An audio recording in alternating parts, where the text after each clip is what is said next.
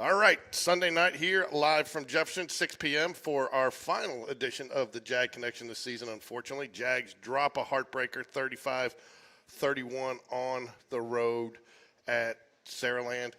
Different game from last year, but still started off a little slow, but you got to be proud of the way the guys responded, and they did.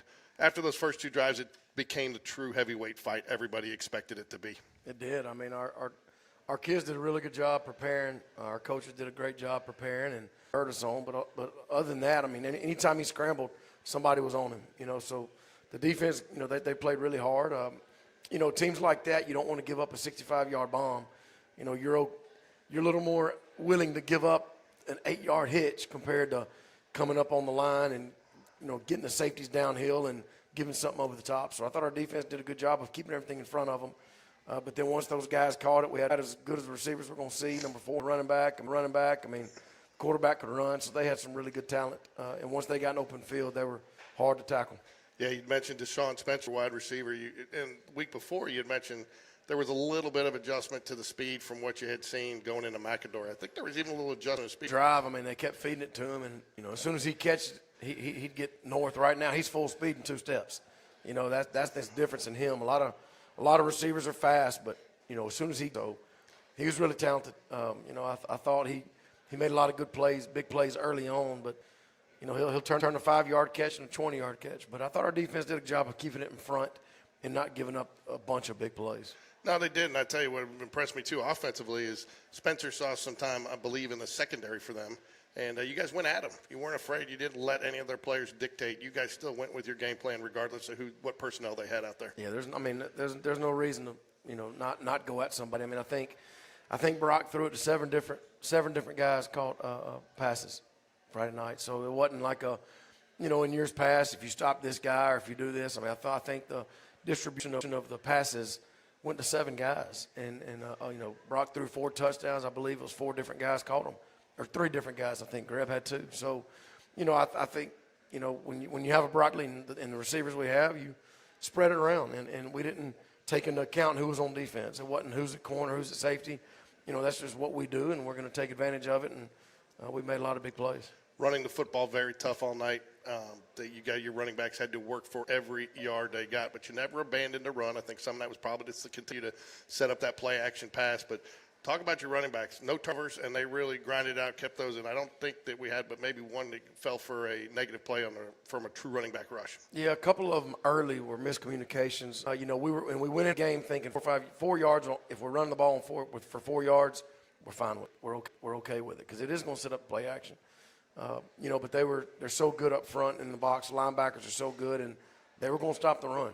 And that's why we kind of hit some big plays on them, and Brock threw for 300-something yards because they were going to stop the run. And, we went to some other things, and we were able to do some other things. I think when we started throwing on early downs, we kind of said, let's start throwing it on first down instead of waiting to second or third. Let's start throwing on early downs. And we did, and I was able to kind of unlock the front a little bit, and then we popped some runs. So, we felt like we had a good little feel for it. And, we just – I don't know. I wish I could have done something different in those moments that could have changed it. But I think our guys on offense executed at a really high clip once we got going, and Brock had a really big night. I want to touch a little bit, too, on the offensive line. I thought they did a great job on Friday night in pass protection. And Brock a lot of times had either plenty of time to throw, or they gave him some area to extend the pocket either to the left or the right or step up into it and give him some time to make some throws. I thought the offensive line really performed well. They did. I think late when they know it's a pass and, they had those edge guys that are 6'4", 6'5", really good players.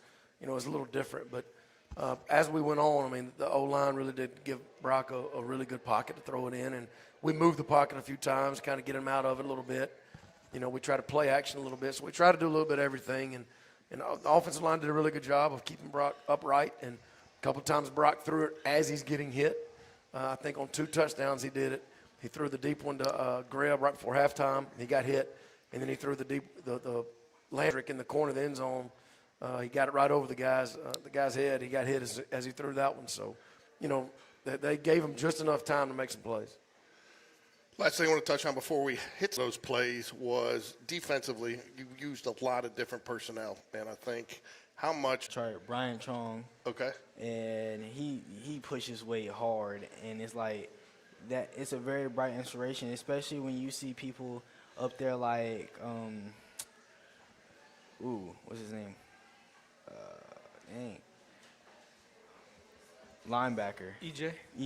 There you go. Yeah, when you see people like EJ up there on the squat chart, and it's like, I'm a very big squat guy. I love to squat. And it's, There you go. Yes, sir. There you go. Yes, sir. So what now? So what's next for you? 7-on-7? Is that what you guys will start working towards? I know you'll have an off-season program here, but you'll start moving in off 7-on-7 work. Yes, sir.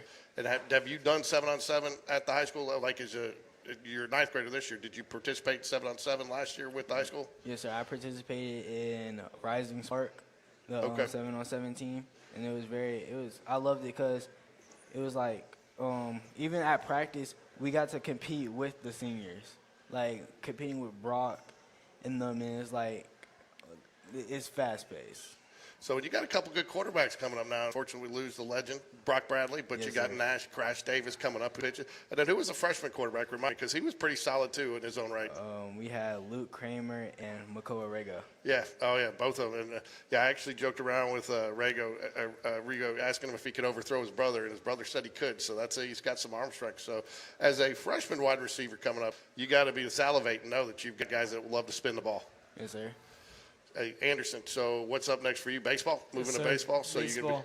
I'm excited. What position are you going to play this year? Middle infield, but if they need me to play somewhere else, I will. But middle infield is primary. And so you'll be with Coach Whitaker and Coach Jones out here this year. Yes, you got Taylor Jones' dad going to help out a little bit, bring some of his collegiate baseball I know he expertise. was very experienced, pitched at Auburn, so it'll be another side, another voice, good guy to coach. And then you also work with Coach Spencer, Coach Whitehead, Coach Smith, all of them great, good minds of baseball. I'm excited to see where the season goes. I think we have a good, strong team. Now from this point forward until the end of the baseball season for you, every day is Thursday because your mom volunteers for the baseball program. She does all the pictures, which is a nightmare. She does all the social media stuff. I mean, she is almost probably more involved than some of the coaches. So you better be nice to your mom because she helps give me some of the information I need for all my graphics and stuff. I'm very grateful for her. The fact that she does all this stuff for the community and our family, she doesn't get enough love. So we're very appreciative of her. And I'm not sure your dad actually has a job because I see him more at Spain Park than I do anything else, and he's on the booster club for baseball and football. And so your parents are both very involved in Spain Park athletics, and so we appreciate what they do for the community. Zion, what are some things as you go into the offseason that you sit there and say, I need to improve on to elevate my game? Definitely, as Coach TJ tells me, he tells me that my off-the-line work needs a lot of work. Working on reading the DBs and trying to blow past them is a big thing that they tell me I need to work on, and I will continue to do that. And another thing is really just keep your head strong, trying to stay in the books for real. And that's another big thing because before sports, it got to come school. So trying to stay in the books. That's good. Yes, sir. That's a good attitude to have because, you may not always have football, but you always got your brain, right? Yes, sir. Anderson, what about you? What are some things that you want to improve on next year in the offseason? Just improving in the weight room, getting bigger, getting better feet, and growing into a 6'8". Oh, no, I promise we're going to wear shorts. Yeah, he's right. Hey, Coach V, it doesn't have to be a certain player or anything, but what are kind of 3 special moments you take away from this season? It's the 3 memories that you just, you go back and. Man. There's a lot. You got guys like Xander McClure, who's worked his way up. You got a guy like Taco Carter, who Carter in his last name, Christian. Yeah, Taco, who again, guy started I think hurt the year. And what's something that kind of is going to stand out to you that you walk away and just say, made me feel good about this season? Yeah, I think one of the games that I talked about earlier, we were winning, and so we put a bunch of kids in the game, and we put one of our sophomore quarterbacks in, and all he did was go take a knee. And when he took that knee, our sidelines erupted just because they were so excited for the kid that he got in, and he took a knee, and, our sidelines just went after him, and that's special. It's not every day when kids celebrate other kids, and that's just in this day and age when people are so worried about themselves and their image, and when you got a bunch of kids who care about each other, and when a kid who doesn't get to play much goes out there and at least just hits a knee, and our kids went crazy. That was special.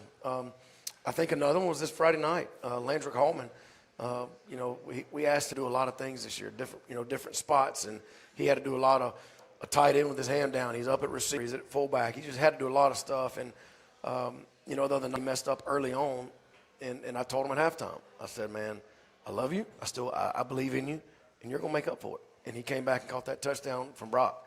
So whenever you get moments like that, and then Xander McClure gets a pick, and he takes it back to the house, or a big return against, who was it, Gardendale? Yep. I think. So, I mean, there's so many that Joe Cross gets a pick against McAdory and lays on his back and holds the ball up. Like, it just those are like little things that I'm always going to remember, about this group. And Hudson, and he screws up the coin toss. We talked about that. We got I'm that like, story last week. how do you do that? He's like, Coach, no, just be quiet, stop. And then he recovered a fumble, and after that he said, Coach, did that make up for it? I said, no, it did not. So stop asking. But old lineman scores a touchdown. So I mean, there was so many different things that this year that's just special. And my wife mentioned it earlier that it was like so many different people caught passes. Yeah. I mean, like there's so many different kids that were catching the ball and running the ball, and Brock did such a good job of distributing all over the field. And it's not like one or two guys had good years. We had a lot of guys had good years. So it's just, I don't know if you can put your hand on one or two things, but just really proud of where our program is and where it's come. And but the biggest thing is how we've done it. And I think we've done it right. We've surrounded the kids with coaches that love them and that work their butts off, and it shows. Tell you, one of mine's talking to Coach Moore on the sidelines the other night, and I think your wife had the same chuckle I did, calling them piglets last week, and finding out about the piglets on the air. Oh yeah. He talks about the hogs, and the ninth graders are piglets. So it's but those piglets got to grow up. We got to throw them in the fire next year. So they've got about 8 months to kind of prepare themselves to be the next group. So. Hey, Coach, have you ever, when you were coaching all those years, did they ever enjoy playing offensive line as much as they do for Coach V here? No, it's not Coach V. It's Coach Moore. Let's make Coach it perfectly Moore. clear. Coach Moore. It is. He's the. No. He played left tackle for Southern Miss with Brett Favre. Okay. And so we always say, man, you got the concussion stuff. I know what you're talking about. Protocol. Yeah, I know what CTE. I'm like, man, CTE. you got, because he's like a child. Yeah. But they absolutely love him, and he is the best offensive line coach I've ever been around. He does a great job. What's a moment you had this year, Coach, that you saw on the field? You're just like, wow, I can't. You've seen him week in, week out. What's something that really impressed this year that that you saw this team develop into? Just the way they interacted with each other. They were happy for each other. If somebody scores, somebody got a fumble or a pick, they're all happy for each other. The game we played a couple of weeks ago, I was in the end zone with the golf cart, and my wonderful wife that takes care of me and makes me do right all the time, Denise. It's just we were playing, and something happened, and they started cussing each other. The other team. The other team. And I'm thinking, I told Denise, it was the second quarter. I said, this game's over. She said, what? I said, this game, trust me, when they start cussing each other, it's over. And it was. So I came back and beat them pretty good. So. And you don't see that. That's the thing that, No. that blows me away. I mean, a guy makes a fumble, an interception, they're lifting him up when he comes off the sideline. That's just what's rare. about. It's just a culture that, and I know it starts with you, and I know you got a lot Comes of right here. Yeah, it starts with you, and you got a lot of good assistant coaches. But I mean, I think you got a ninth grader here, Zion Agee, up here, who's talking, and I asked him, what it meant to him to have. I don't know if you heard because he's talking, but I asked him, what's it mean to have a coach that wants to throw it so much, and you're gonna be an opportunity. He said it's all about the blocking. He says, I go down and block too. It's, and that's one of the things they put reports on, and they take a lot of pride in their blocking, and you just don't see a lot of that. I mean, it seems like these guys take more pride in blocking than they do catching a pass. They do, and Zion's got a really big at Spain Park High School. He's got a chance to be special. His mama and they do a really good job with him, and he's a handful, and he knows it. His mama knows it. They all know it. But he's nothing that we can't love on and get him doing right all the time. He's just a typical kid.